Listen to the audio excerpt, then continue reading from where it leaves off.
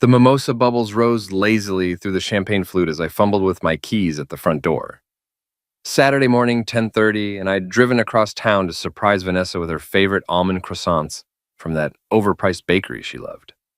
The kind of gesture that made her smile and post about what a thoughtful fiancé she had. I should have knocked. Instead, I slipped inside our downtown apartment, paper bag crinkling in my hand, and heard her voice drifting through the sliding door to our balcony. Laughter mixed with the sound of clinking glasses. Her friends were here. Sierra and Jules, the usual suspects from her PR firm. They'd been doing these Saturday brunches for months, ever since we got engaged. "Gabriel's so sweet," Vanessa was saying, and I paused in the kitchen, grinning like an idiot. Maybe I'd wait, let them finish, then make my grand entrance with the pastries. "But seriously, Van," Sierra's voice cut through the morning air, sharp and clear through the gap I'd left in the sliding door last night for fresh air. "Are you really going through with this whole thing? What do you mean?" Vanessa laughed, but there was something different in her tone, something I'd never heard before. "Come on," Jules chimed in. "We've all seen you with Mason at the office parties. The way you two look at each other, it's like Gabriel doesn't even exist." I froze, the pastry bag suddenly weighing 1,000 pounds in my hand. "Gabriel's..." Vanessa paused, and I heard the soft clink of her setting down her glass. "Look, he's stable, he's got money. He's paying for this entire wedding, and his credit score is perfect. But Mason's exciting. Mason's going places." "So what's the plan?" Sierra asked, and I could picture her leaning forward, always hungry for drama. "He's just a stepping stone," Vanessa said, her voice clear as a bell. "I'll use his money to pay for the wedding, get all the photos, have the perfect day that I post everywhere. Then, maybe 6 months later, after the honeymoon is paid for and I've gotten everything I need from this whole thing, I'll leave him. Irreconcilable differences. I'll get half of everything in the divorce, and then Mason and I can be together properly." The laughter that followed was like broken glass in my ears. "You're terrible," Jules giggled. "But honestly, kind of brilliant. Gabriel's so clueless he'll never see it coming." "That's what makes him perfect," Vanessa replied. "He thinks I'm this sweet, innocent girl who fell for his boring accountant charm. He has no idea I've been planning this since our third date. Did you know he's already put my name on half his accounts? Joint credit cards, joint savings, even put me as beneficiary on his life insurance. The man's practically gift-wrapped himself." "What about Mason? Does he know about the timeline?" Sierra asked. "Mason knows I'm engaged, obviously, but he thinks I'm just waiting for the right moment to break it off with Gabriel. He doesn't know about the wedding money part. Men don't need to know all the details. They just need to know they're getting what they want, eventually." More laughter, more clinking glasses, more of my world crumbling with each word. I set the pastry bag down on the kitchen counter with shaking hands. My reflection stared back at me from the chrome surface of the refrigerator. Gabriel Brooks, 38 years old, forensic accountant, former amateur boxer, and apparently the biggest fool in Portland, Maine. But as I stood there, listening to them toast my stupidity with the champagne I'd bought, something cold and calculating settled in my chest. Something that had nothing to do with heartbreak and everything to do with the methodical, analytical mind that had made me very good at my job. See, there was something Vanessa didn't know about me, something I'd never bothered to mention because it never seemed important in our relationship. My specialty wasn't just forensic accounting. It was divorce asset recovery. I spent my days testifying against fraudulent spouses, tracking hidden money, and building airtight cases for betrayed partners. I was very, very good at destroying people who thought they were smarter than me. "I should probably head back inside," Vanessa was saying. "Gabriel said he might stop by this morning." "Just remember," Jules called out, 6 months after the honeymoon, and then you're free to upgrade to the better model. Trust me," Vanessa laughed. "I've got it all planned out." I picked up the pastry bag and walked quietly back to the front door, letting myself out as silently as I'd entered. In the hallway, I leaned against the wall and closed my eyes, letting her words replay in my mind with perfect clarity. Every detail, every laugh, every casual cruelty. If Vanessa wanted to use me as a stepping stone, that was fine. But she'd picked the wrong stone to step on. 8 weeks. That's how long I had until our wedding day, and I intended to use every single day to perfection. The morning after the brunch, I showed up at Vanessa's apartment with coffee and fresh flowers, the same loving smile on my face that I'd worn for the past year. If she noticed anything different about me, she didn't show it. "You're so sweet, baby," she said, accepting the roses with a kiss on my cheek. "What did I do to deserve you?" "Just being you," I replied, and it wasn't even a lie. She was exactly who I thought she was now. I'd just been looking at her through the wrong lens. Over the next 2 weeks, I became the perfect fiancé. I picked up her dry cleaning without being asked. I surprised her with lunch at work, making sure to chat pleasantly with her colleagues, including Mason Dunn, the slick marketing director with the expensive suits and the wandering eyes. "Gabrielle, right?" Mason said the first time we met. His handshake just a little too firm, his smile just a little too wide. "Vanessa talks about you all the time." "All good things, I hope," I replied, matching his grip with the steady pressure I'd learned in boxing rings years ago. "She mentions you, too. Says you're quite the entrepreneur." Something flickered behind his eyes. Surprise, maybe, that I knew about him at all. "Just a few side projects. Nothing as stable as accounting, I'm sure." "Stability has its advantages," I agreed, "especially when you're planning a future with someone." Vanessa appeared at Mason's shoulder, sliding her arm through mine with practiced ease. "Are you two getting acquainted?" "Mason's been helping me with some ideas for the wedding social media campaign." "How generous of him," I said, and Mason's smile tightened just slightly. "It's nice when friends go above and beyond." That night, Vanessa was more affectionate than she'd been in months, as if my brief interaction with Mason had reminded her why she was with me in the first place. I played the part perfectly, grateful, slightly overwhelmed by her attention, completely oblivious to any undercurrents. But while I was playing the devoted fiancé by day, my evenings were spent on something else entirely. My home office became mission control. I'd always been meticulous about finances, it was my job after all, but now I applied that same scrutiny to every aspect of our relationship. Bank statements, credit card records, phone bills, social media activity. I built spreadsheets tracking Vanessa's spending patterns, her schedule, her communications. What I found was illuminating. Late-night texts to a number registered under Mason's name, charges at restaurants I'd never been to, always on days when she said she was working late. A pattern of behavior that painted a very clear picture of a woman who'd been planning her exit strategy for months. But the most interesting discovery was Vanessa's credit report. Despite her job at a successful PR firm, despite her designer clothes and expensive tastes, Vanessa was drowning in debt. Credit cards maxed out, student loans in default, even a small claims judgment from her old landlord. She'd been living beyond her means for years, and the only thing keeping her afloat was my money, which explained a lot about her timeline. She didn't just want a fancy wedding, she needed it. The kind of social media spectacle that would rehabilitate her image, position her as successful and desirable, and give her the leverage to land someone like Mason permanently. I was financing my own replacement. The thought should have made me angry, but instead I felt something much more useful: clarity. I started making changes. Small ones at first, the kind that wouldn't raise suspicions, but would give me maximum control when the time came. I switched our joint accounts to require both signatures for large withdrawals. I updated beneficiaries on my insurance policies. I made sure my name was on every wedding contract as the primary account holder. "You're so responsible," Vanessa said one evening as I reviewed the catering contract. "I'm lucky I don't have to worry about any of this boring stuff." "Just want everything to be perfect for you," I replied, signing my name with a flourish. "You deserve the wedding of your dreams." And she would get it, right up until the moment she didn't.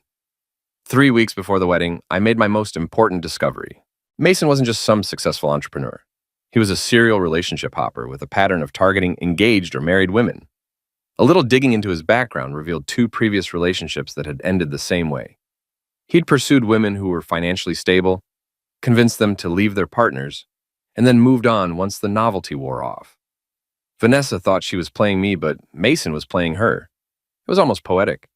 "You seem different lately," Vanessa said one night as we lay in bed. "Happy, more confident." "Wedding planning agrees with me, I guess," I said, pulling her closer. "I can't wait to marry you." "Me too," she whispered against my chest, and I almost believed she meant it. 2 weeks before the wedding, I put the final pieces in place. Every vendor contract was structured the same way. Deposits paid from my accounts, with cancellation fees and refunds tied to the primary account holder. Vanessa's name was on everything as the bride, but the financial responsibility and control was entirely mine. The wedding planner wants to go over the final details, Vanessa said, waving a stack of papers. Can you handle it? I'm swamped at work. Of course, I said, taking the papers. Leave everything to me. She kissed me gratefully and rushed out the door, probably to meet Mason for another of their working lunches. I watched her go, then spread the contracts across my kitchen table like battle plans. 1 week before the wedding, I received the final confirmation I needed. Vanessa had requested the Monday after our honeymoon off work, ostensibly to recover from the trip. But her computer, which she'd asked me to fix the previous month, had automatically backed up her emails to the cloud account I'd set up. The email to Mason was short and sweet. 1 more week of the charade, and then we can be together properly. G will be devastated, but he'll get over it. They always do. I printed the email and filed it with the rest of my evidence. Then I opened my laptop and began typing the message that would end everything. But not yet. First, Vanessa was going to get exactly what she'd asked for. The perfect wedding day. With all the photos and social media moments she'd dreamed of, she just wouldn't be getting the groom. The boxing gym at 6 a.m. was my sanctuary. Iron weights clanging, heavy bags swaying, the smell of sweat and determination thick in the air. I'd been coming here since college, back when I thought I might make something of myself in the ring, before I discovered I had a better talent for numbers than for taking punches. You're hitting different lately, said Nate Morrison, the gym's owner and my oldest friend. He was wrapping his hands, preparing for his own workout, but his eyes were on me as I worked the heavy bag. More focused, more angry. Wedding stress, I said, throwing a combination that made the bag dance on its chain. Uh-huh. Nate had been a cop for 15 years before he bought this place, and he still had that way of looking at people that made them want to confess things. You want to talk about it? I stopped punching and turned to face him. Nate was one of the few people who knew me well enough to see through the performance I'd been putting on for the past 2 months. He'd also been married and divorced twice, so he understood the particular kind of betrayal that came with wedding planning. Hypothetically, I said, unwrapping my hands, if someone was planning to screw you over and you found out about it, what would you do? Hypothetically, I'd screw them over first, but better. Nate grinned. What kind of screwing over are we talking about here? I told him everything. The brunch conversation, the emails, the financial investigation, Mason's history. Nate listened without interruption, his expression growing darker with each detail. Jesus, Gabe, he said when I finished. She's really planning to take you for everything. She's planning to try, I corrected. But she made one crucial mistake. What's that? She assumed I was stupid. Nate laughed, a sharp bark that echoed off the gym walls. Yeah, that's a problem. So what's the plan? I'd been thinking about that question for weeks, refining and perfecting my approach like I was building a case for court. The plan had to be legal, devastating, and absolutely foolproof. Vanessa was counting on my predictability, my stability, my boring accountant nature. She expected me to be hurt and confused when she left. Maybe try to win her back, certainly not put up much of a fight in the divorce. She had no idea what I was actually capable of. The wedding is in 5 days, I said. 300 guests, all her family and friends, plus everyone from her office. Mason will be there as her colleague. The whole thing is being photographed and videotaped for her social media empire. Sounds expensive. $47,000 to be exact. All paid for by me, all contracted in my name, all refundable to my accounts only if canceled with proper notice. Nate's eyes lit up with understanding. You're not going to show up. Oh, I'm going to do much better than that. I pulled out my phone and showed him the screenshot I'd prepared, the recording I'd made of Vanessa's brunch conversation, cleaned up and edited for maximum impact. I'm going to make sure everyone knows exactly why I'm not showing up. Holy crap. Nate stared at the phone. You recorded her? Audio only, from inside the apartment. Completely legal since it's my residence too. And I've got timestamps, metadata, everything needed to prove authenticity. This is going to destroy her. That's the idea. I put the phone away and picked up my gym bag. She wanted to use me as a stepping stone. Fine. But stepping stones don't just lie there and take it. Sometimes they shift when you're not expecting it. What about Mason? What about him? He'll drop her the minute this goes public. Guys like Mason don't stick around for damaged goods. And after Saturday, Vanessa's reputation will be radioactive. Nate shook his head in admiration. Remind me never to piss you off. Just don't try to con me out of $50,000 and we'll be fine. That afternoon, I made my final preparations.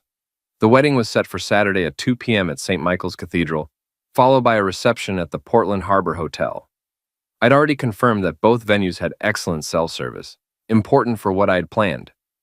I also made one last visit to my lawyer, Cliff Brennan, a sharp-tongued divorce attorney who specialized in high-conflict cases.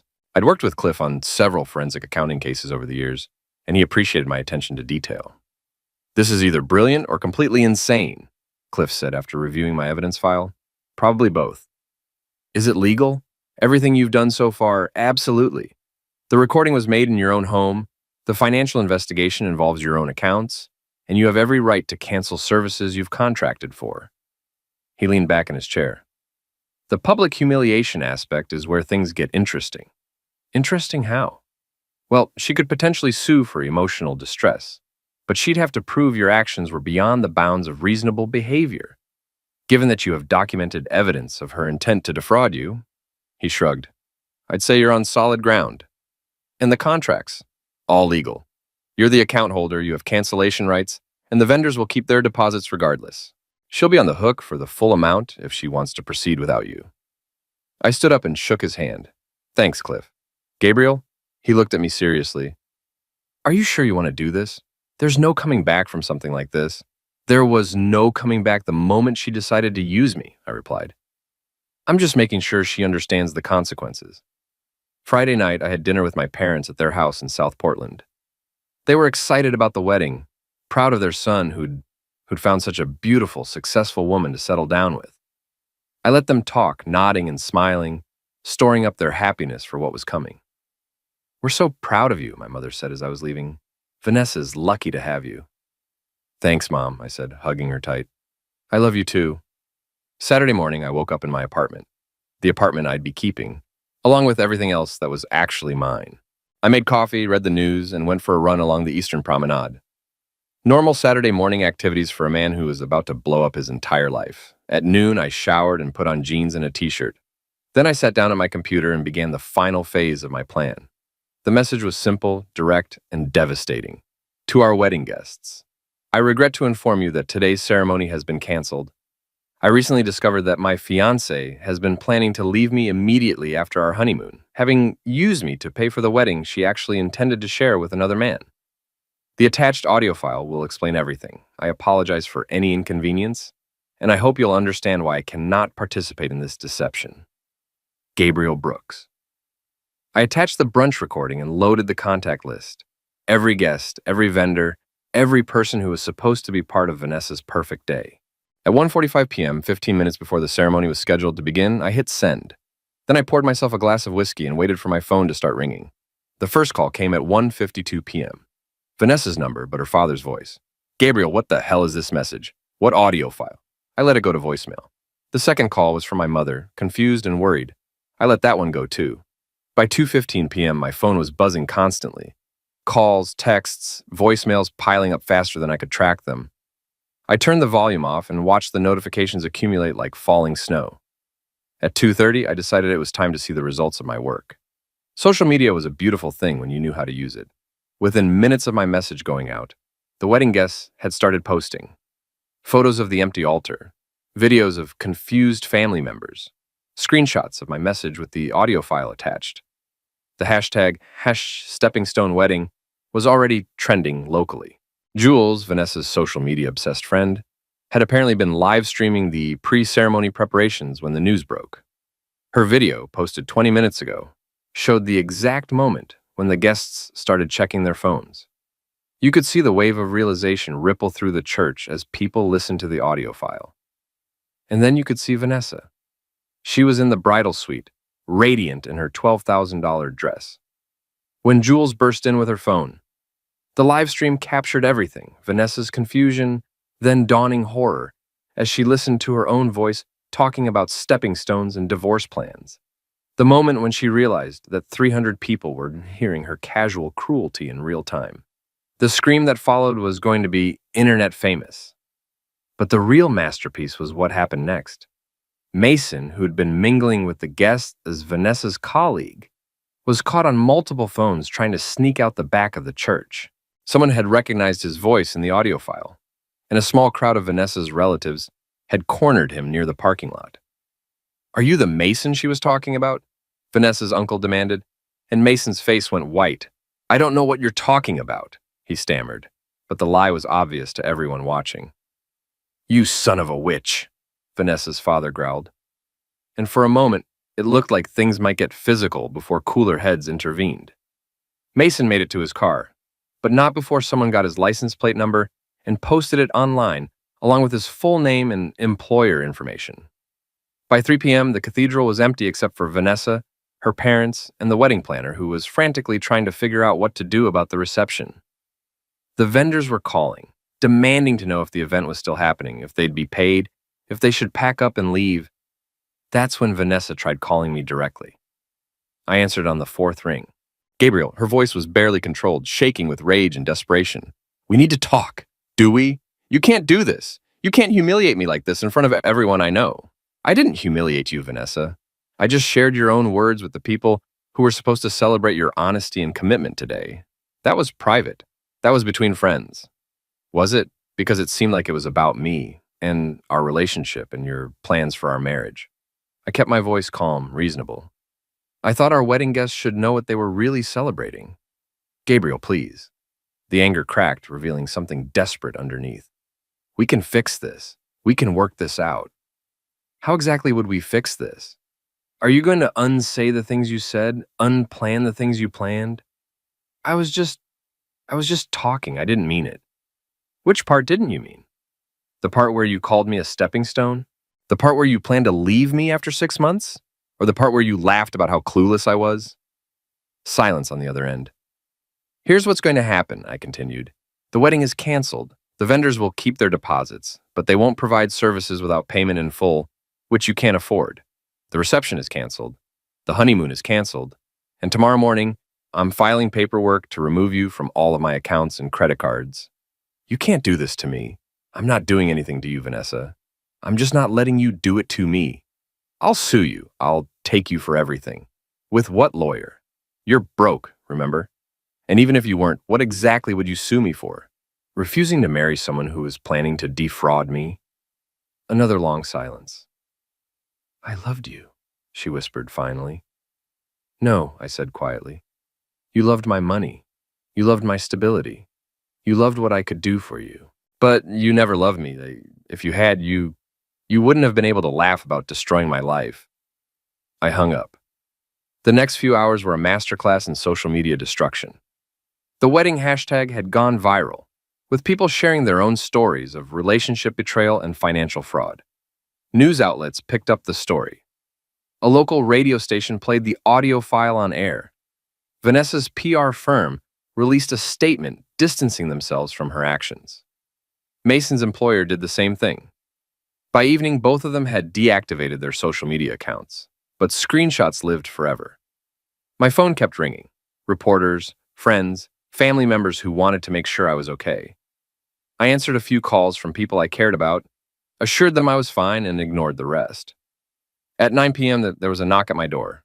Through the peephole, I could see Vanessa standing in the hallway, still in her wedding dress, but with her makeup ruined and her hair falling down. She looked like a ghost of the confident woman who'd been planning my destruction just that morning. I opened the door, but didn't invite her in. "My parents won't talk to me," she said. "My friends won't answer their phones. I've been fired. My landlord wants to evict me because reporters have been calling the building." "I'm sorry to hear that." "Are you? Are you really sorry, Gabriel? Because you did this?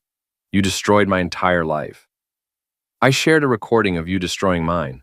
What happened after that was just consequences. "I have nothing left. You have exactly what you had before you met me," I said. "The only difference is that now everyone knows it." She stared at me for a long moment, and I could see her trying to find some trace of the man she'd thought she was manipulating.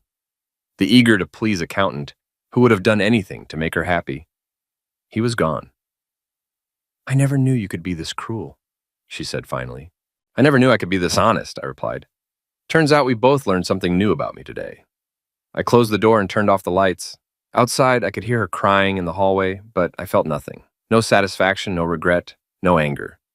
Just the quiet peace that comes from a job well done. My phone buzzed with a text from Nate. "Holy crap, man, you made the national news. How does it feel to be famous?" I typed back, "Like justice." Then I poured myself another whiskey and went to bed. The stepping stone had finally learned how to bite back. 3 days after the wedding that wasn't, I returned to work like nothing had happened. My colleagues at Morrison and Associates had seen the news coverage, of course, but they were professionals. A few offered quiet words of support, others just nodded and went about their business. I preferred the latter approach. "Brooks, my boss," Janet Morrison called from her office. "Got a minute?" Janet was Nate's older sister, a forensic accountant who'd built the firm from nothing into one of the most respected practices in northern New England. She was also the person who'd taught me most of what I knew about tracking financial fraud. "Heard you had an interesting weekend," she said, closing her office door behind me. "You could say that." "The Hendricks divorce case we've been working on?" "Mrs. Hendricks called this morning. Apparently she saw the news coverage and wanted to make sure you were still going to testify about her husband's hidden assets." "Of course I am. Why wouldn't I be?" Janet smiled. "That's what I told her. I also told her that if anyone understood the importance of financial honesty in a marriage, it would be you." "Is that all?" "Actually, no." She handed me a stack of files. "We've gotten 6 new cases since Monday, all divorce-related asset investigations. Seems like your story resonated with some people who think their spouses might be hiding something." I flipped through the files. Each one represented someone who'd been betrayed, someone who needed help uncovering the truth about their partner's finances. It was exactly the kind of work I'd always been good at, but now it felt personal in a way it never had before. "I'll get started on these today," I said. "Gabriel?" Jennan's voice stopped me at the door. "For what it's worth, I think you handled the situation exactly right. Too many people let themselves be taken advantage of because they're afraid of making waves." "Thanks. And the next time someone assumes that accountants are boring and predictable, feel free to refer them to the internet." That afternoon, I drove to the boxing gym for my usual workout. The place was busier than normal, and I noticed several people glancing at me as I wrapped my hands. Word had gotten around. "Celebrity in the house," Nate called out as I approached the heavy bag. "How's it feel to be Portland's most famous jilted groom?" "About the same as being Portland's most anonymous forensic accountant," I replied. But I was smiling. "You see the follow-up stories?" I hadn't been paying attention to the news coverage after the first day, but Nate was clearly dying to fill me in. "Vanessa's been staying with her sister in Boston," he said. "But get this, Mason's wife found out about the whole thing. Mason's married, separated apparently, but not divorced. His wife saw the news coverage and decided to do some investigating of her own.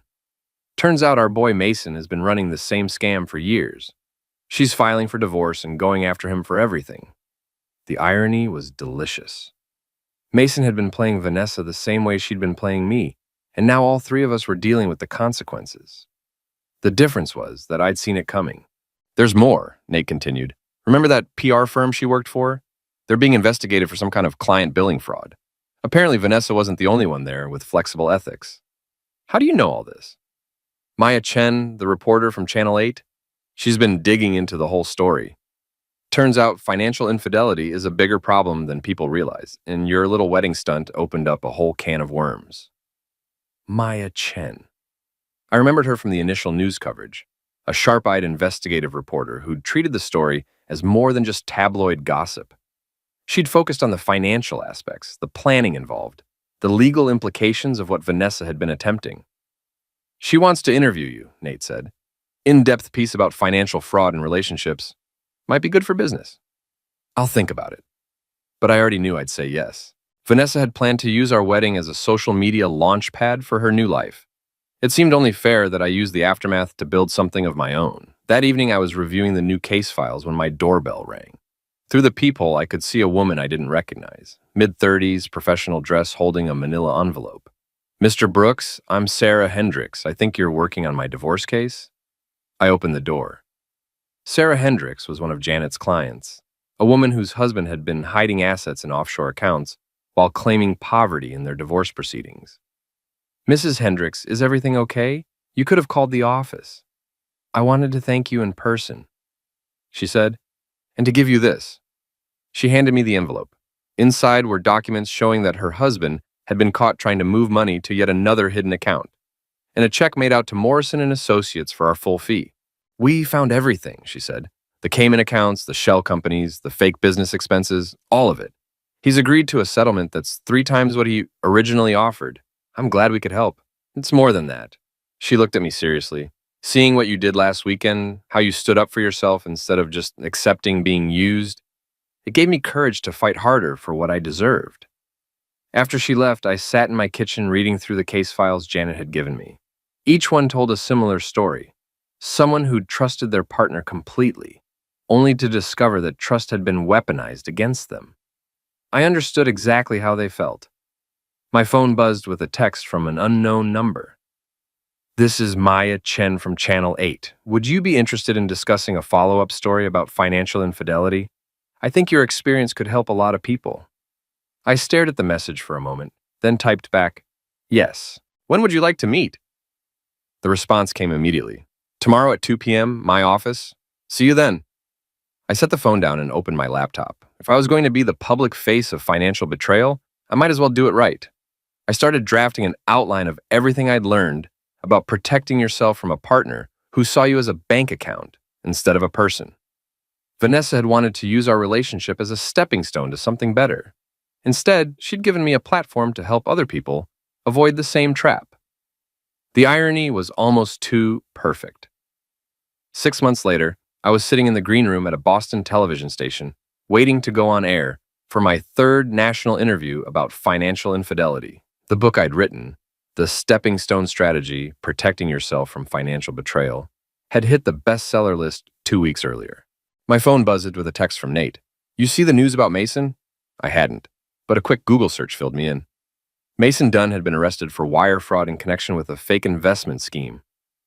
Apparently, after his divorce and the loss of his job following our wedding debacle, he'd gotten desperate and started promising clients returns on investments that didn't exist. The article mentioned that his ex-wife, Vanessa Carter, had been questioned by investigators but wasn't considered a suspect. She was described as unemployed and living with relatives in Massachusetts. "Mr. Brooks?" A production assistant appeared at my side, and "We're ready for you." The interview went well. I'd gotten good at telling the story, the discovery, the investigation, the decision to expose the truth publicly rather than suffer in private. The host was particularly interested in the legal aspects, the way I'd structured everything to protect myself while ensuring maximum consequences for the betrayal. "What would you say to people who think your response was too harsh?" she asked. "I'd say that financial infidelity is a crime that destroys lives," I replied. "When someone systematically deceives their partner about money, when they use love and trust as weapons to commit fraud, they're not making a mistake. They're making a choice, and choices have consequences." "Any regrets about how you handled it?" "Only one," I said. "I regret that I didn't trust my instincts sooner. There were signs, red flags I ignored because I wanted to believe in the person I thought she was. If I'd been more honest with myself earlier, I could have saved us both a lot of pain." After the interview, I drove back to Portland. The city looked different now, not because anything had changed, but because I had. I wasn't the same trusting, naive man who'd bought pastries for his fiance's brunch 6 months ago.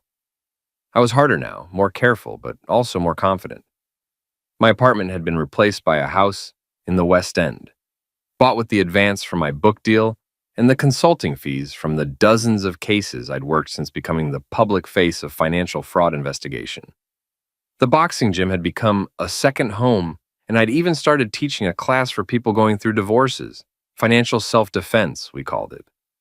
That evening, I was reviewing applications for the Morrison and Associates expansion when my doorbell rang.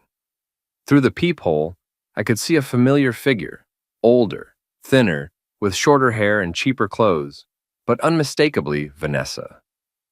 I opened the door, but didn't invite her in. "Hello, Gabrielle." Vanessa. She looked around at my new neighborhood, taking in the upgraded surroundings. "You've done well for yourself." "I've done well for myself, honestly," I corrected. "It makes a difference." "I saw your book, your interviews. And?" I wanted to apologize for everything, for what I said, what I planned, how I treated you. I studied her face, looking for signs of manipulation, of calculation. Instead, I saw something I'd never seen before. Genuine remorse. Okay, I said. Apology noted. That's it? That's all you have to say? What else would you like me to say? I don't know. That you forgive me? That you understand I was confused and made mistakes? I understand that you made choices, I said. The same way I made choices. You chose to see me as a stepping stone. I chose not to be one. You destroyed my life. No, Vanessa. I documented your plan to destroy mine. And I shared that documentation with people who deserve to know the truth. What happened to your life after that was the natural consequence of your own actions. She was quiet for a long moment, and I could see her struggling with something. I'm broke, she said finally. I can't find work. Every time someone Googles my name, they find the wedding story. I can't even get a job at a coffee shop because they think I'm a gold digger. That must be difficult. I was wondering, hoping if maybe you could help me. Put in a word somewhere, or maybe we could do an interview together about forgiveness and moving on. And there it was. Even now, even after everything, she was still trying to use me. Still looking for an angle, a way to turn my success into her opportunity. No, I said simply. Gabriel, please, I have nothing left. You have exactly what you always had, I replied, echoing what I'd told her 6 months ago. The only difference is that now you can't hide it behind someone else's money. I've learned my lesson. I've changed. Have you? Because this conversation feels a lot like another attempt to use me as a stepping stone. You're not here because you're sorry. You're here because you need something. Her face flushed with anger, and for a moment I could see the old Vanessa underneath the humbled exterior. You're right, she said bitterly. I am here because I need something. I need my life back. I need people to stop treating me like a pariah. I need to be able to move forward. Then move forward, I said. Build something new. Earn something honestly. Prove that you've actually changed instead of just saying you have. How am I supposed to do that when everyone knows what I did? The same way everyone else does it. One day at a time, one honest choice at a time, until you've built something real instead of something stolen. I started to close the door, then stopped. Vanessa, for what it's worth, I hope you do figure it out. I hope you find a way to build a life that doesn't require stepping on other people. But I'm not going to help you do it, and I'm not going to pretend that what you did was forgivable just because it's inconvenient for you now. I closed the door and turned off the porch light. The next morning, I woke up to find a new email in my inbox. The subject line read, "Thank you for saving my marriage." The message was from a woman in Seattle whose husband had been exhibiting the same red flags I'd written about in my book. Instead of ignoring them, she'd confronted him directly and discovered that he'd been hiding a gambling obsession and had run up significant debt in her name. Because of your story, I knew what questions to ask and what evidence to look for, she wrote.